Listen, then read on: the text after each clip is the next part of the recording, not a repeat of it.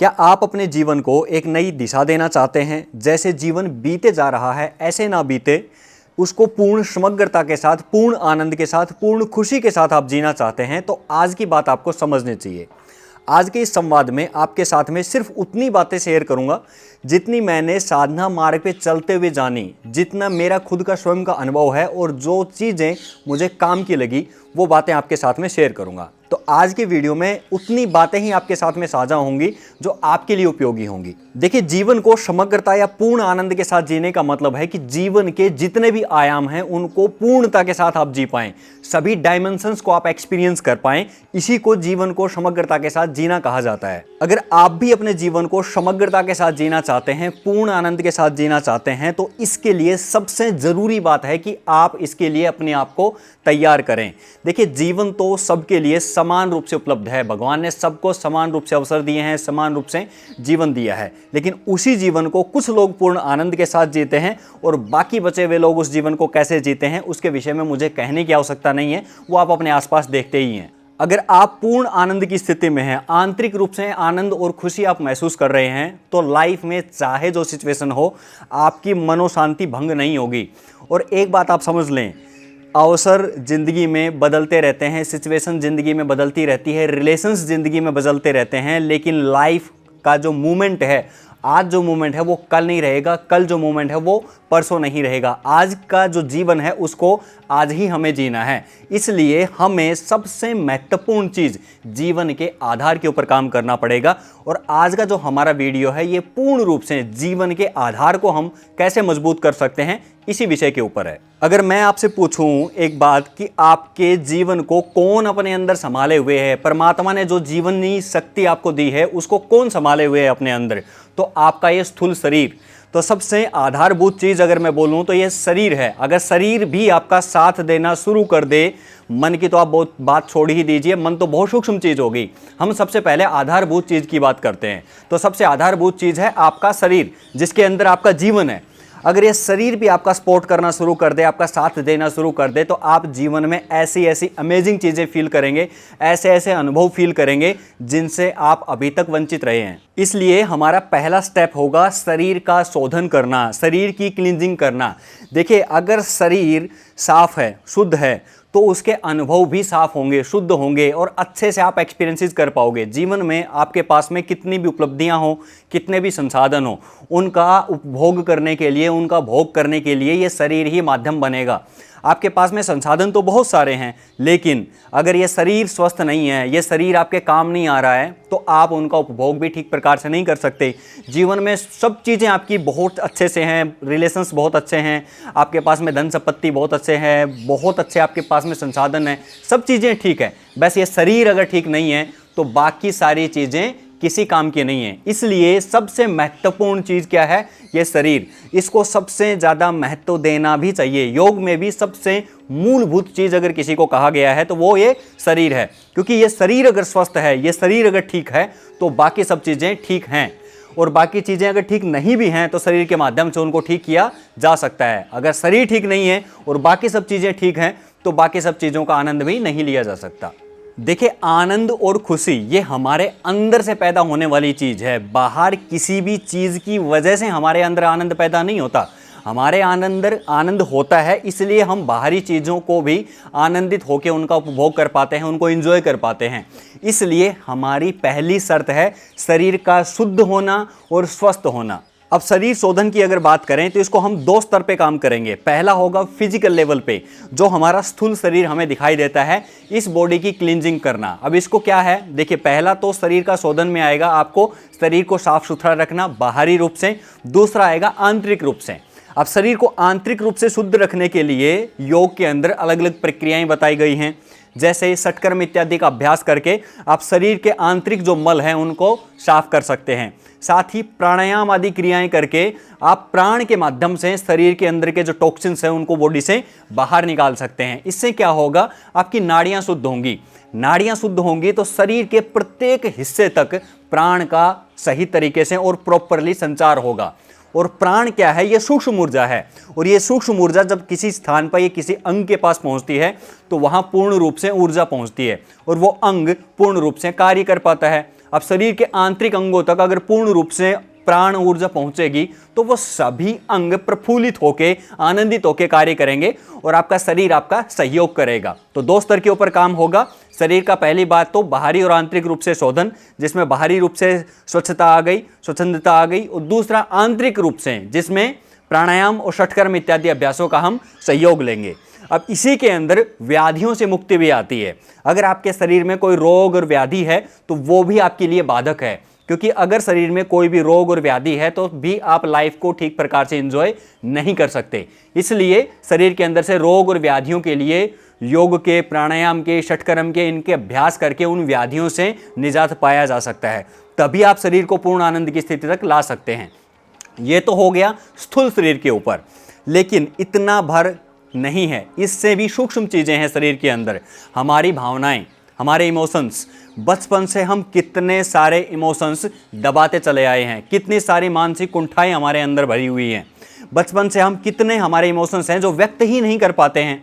बचपन में तो बहुत सारी चीज़ें हम बोल देते थे, कह देते थे, तुरंत व्यक्त कर देते थे, क्योंकि उस वक्त हमें फ़र्क नहीं पड़ता था कि सामने वाला व्यक्ति हमारे विषय में क्या पॉइंट ऑफ व्यू रखता है, सामने वाला हमारे विषय में क्या सोचता है। बच्चों को आप देखिए, उनको जो कहना होता है वो व्यक्त कर देते हैं, लेकिन बड़ों के सामने बड़ी समस्या है, वो अपनी बात ही नहीं कह पाते हैं। उनके मन में गुस्सा आया, गुस्सा पी गए, किसी के प्रति प्रेम व्यक्त करने का आया, प्रेम अंदर पी गए, अंदर दबा लिया, अंदर ही रह गया। किसी को मारने का मन किया, उसको मार ही नहीं पाए। बच्चों का खुला सिस्टम है, बच्चे क्या है, व्यक्त कर देते हैं, और जो चीज़ व्यक्त कर दी गई वो बाहर निकल गई, ऊर्जा है वो बाहर निकल गई। इसको छोटे से उदाहरण से समझिए। मान लीजिए आपके सामने कोई व्यक्ति है और आपको अचानक उसको थप्पड़ मारने का मन किया, इतना गुस्सा आया उसके प्रति, लेकिन आपने अपने हाथ को रोक लिया। हाथ को रोक लिया तो वो एनर्जी जो हाथ की तरफ फ्लो कर गई थी, लेकिन आपने हाथ को रोक लिया, इसकी वजह से आपके शोल्डर में पेन हो गया। ऐसे ही शरीर के अंदर अलग अलग स्थानों के ऊपर ऊर्जा संग्रहित हो जाती है और वो संकुरित होकर उसी स्थान के ऊपर कुंठा का भाव पैदा कर लेती है। इस प्रकार से हमारे शरीर के अंदर बहुत सारी हमारे ऐसे इमोशंस, बहुत सारी ऐसी भावनाएं, वो काम की भावना हो सकती है, क्रोध की भावना हो सकती है, प्रेम की भावना हो सकती है, लोभ की भावना हो सकती है, बहुत सारी भावनाएं अंदर ही दबा के रख लेते हैं। और यहाँ तक कि आप सोचिए, जो बहुत ज़्यादा सभ्य और प्रबुद्ध लोग हैं वो तो खुल के हंस भी नहीं पाते हैं। उसके पीछे का कारण क्या है? अपने आप को सभ्य दिखाना है, अपने आप को सुशिक्षित दिखाना है, सुसंस्कृत दिखाना है, अपने आप को एक अच्छा और व्यवस्थित नागरिक दिखाना है। इसीलिए जो नेचुरल हमारे इमोशंस हैं, जो नेचुरल हमारे इंट्यूशंस हैं, उनको हम बाहर खुल के व्यक्त नहीं कर पाते, और इसी कारण से हमारे अंदर बहुत सारी भावनाएं, बहुत सारी कुंठाएं हम दबाते चले जाते हैं। और हम एक्चुअल में बचपन में परमात्मा ने हमें जैसा निरापद और बिल्कुल निर्मल पैदा किया था, हम उसको विकृत करते चले जाते हैं, और इसी कारण से हमारे जो अनुभव भी होते हैं ना, वो भी विकृत होते चले जाते हैं। अब सोचिए, एक विकृत चित्त का व्यक्ति, उसके अनुभव भी तो विकृत ही होंगे, उसका जो अनुभव होगा वो भी विकृत होगा, वो भी इसी प्रकार का होगा कि वो अशुद्ध होगा, उसके कर्म होंगे वो भी अशुद्ध होंगे, और इसी क्रम के चलते चलते उसके जीवन में जितनी भी एक्सपीरियंसेस होंगे वो सारे अशुद्ध होते चले जाते हैं। यही एक सबसे बड़ा कारण है कि हम अपने आप को पहले तो शारीरिक रूप से स्वस्थ करें, साफ करें, स्वच्छ करें, उसके बाद हम अपने भावनात्मक रूप से अपने आप को थोड़ा साफ और स्वच्छ करें। अब आप कहेंगे जी हम अपने इमोशंस को हर जगह व्यक्त नहीं कर सकते। ठीक है, मैं इस बात को समझता हूँ, आप बहुत ही सभ्य समाज में रहते हैं, बहुत ही सभ्य सर्कल में रहते हैं। अब ये किस प्रकार का सभ्य सर्कल है इसको आप ही समझें, लेकिन फिर भी आप कम से कम थोड़ा समय ज़रूर निकालें जहाँ आप खुल के हंस सकें, जहाँ आप खुल के अपने आप को व्यक्त कर सकें, जहाँ आप खुल के लोगों से मिल सकें, और अपने जीवन में कुछ ऐसे रिलेशंस ज़रूर बनाएं जिनके साथ में आप जैसे हैं वैसे के वैसे उनके सामने व्यक्त हो सकें, जिनके सामने आपको पर्दा लगाने की, थोड़ा भी अपने आप को बचा के रखने की या प्रोटेक्ट करने की ज़रूरत ना पड़े, जहाँ आपको थोड़ा भी झूठा होने की ज़रूरत ना पड़े। जैसे आप हैं वैसे के वैसे सामने नग्न सामने आ सकें, जैसे आप हैं वैसे के वैसे अपनी भावनाओं को व्यक्त कर सकें। लोगों के जीवन में मैंने देखा है, मेरे देखे बहुत लोगों के जीवन में मैंने देखा है, बहुत प्रबुद्ध लोगों के जीवन में एक भी व्यक्ति ऐसा नहीं होता जिनके सामने वो अपने आप को बिल्कुल खुल के व्यक्त कर सकें, खुल के गुस्सा कर सकें, खुल के हंस सकें, खुल के उनके ऊपर अपनी बात कह सकें। उनको कोई व्यक्ति नहीं होता है। अब सोचिए ऐसे लोगों का जीवन कैसे बीते जा रहा होगा। वो अपनी बात किसी को कह ही नहीं पाते हैं। अब उनके जीवन को शुद्ध करने का एक ही माध्यम है, पहला तो शारीरिक स्तर पे जैसे मैंने आपको बताया।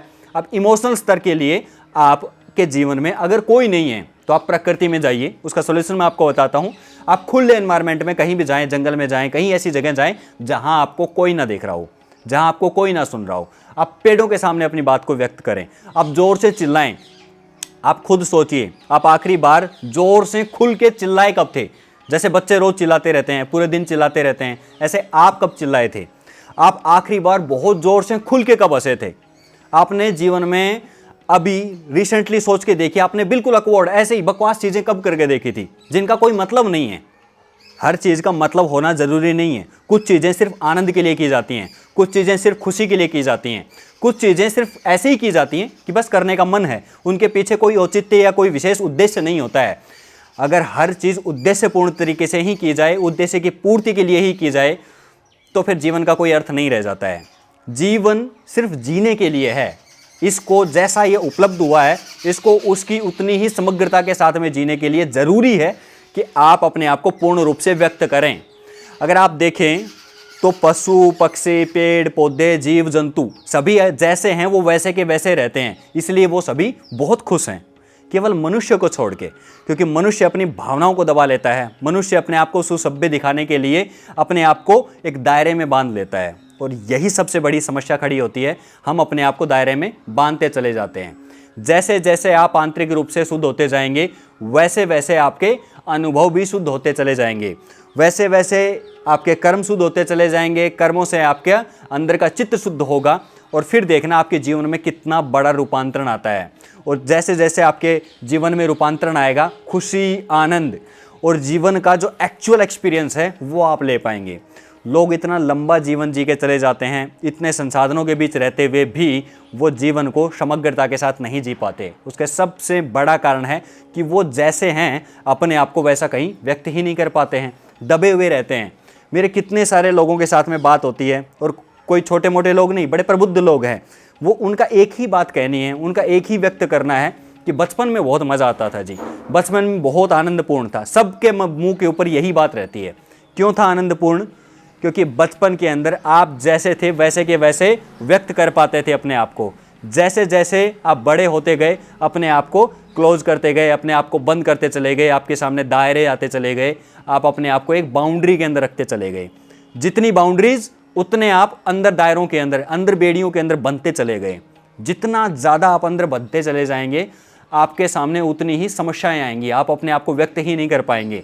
अब एक व्यक्ति सोचिए जो एकदम फ्री है, जैसा चाहे वैसा कर सकता है, जैसा चाहे वैसा बोल सकता है, जैसे चाहे वैसे रह सकता है। उसके विपरीत एक व्यक्ति है जिसको उठना कैसे है, बैठना कैसे है, बोलना कैसे है, रहना कैसे है, कितना हंसना है। देखिए कितनी बाउंडेशंस है, हंसना भी कितना है, लिमिटेड। हंसने का भी तरीका है, खुल के नहीं हंस सकते आप, अपने आप को खुल के व्यक्त नहीं कर सकते।